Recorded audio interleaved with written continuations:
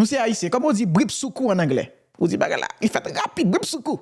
Américain utilise un idiome qui c'est all of a sudden. And all of a sudden, En allez, all of a sudden. and all of a sudden, All of a sudden.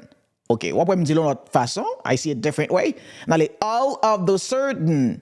We're on a construction site, and all of a sudden, All of the sudden. All of a sudden.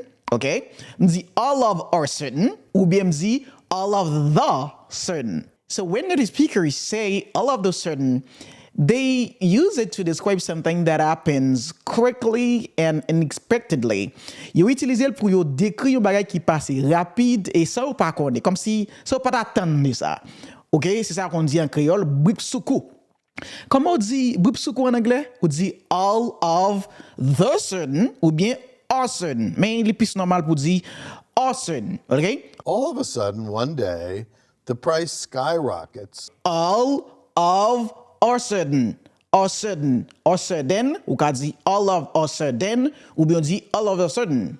Kounya, nous allons regarder comment Américain utilise. Entendez comment Américain dit lui-même. we're on a construction site, and all of a sudden, you show up the next morning, and they tell you that they don't need you anymore because they've picked up a OK, là nous entendez all of a sudden, ouais? All of a sudden. On nous continue, attendez.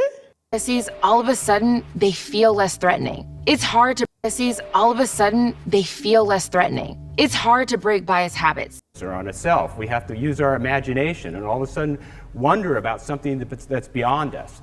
And that's where this sense of curiosity of other takes into place. and all of a sudden, One day, the price skyrockets. Si nous avons remarqué, nous avons utiliser all of the sudden ou bien all of a sudden en pile à parler. J'espère que vous avez appris le vocabulaire ça. Pas oublier, allez sur Dooke, ou apprendre le vocabulaire ça. Allez, kounya. Bye bye.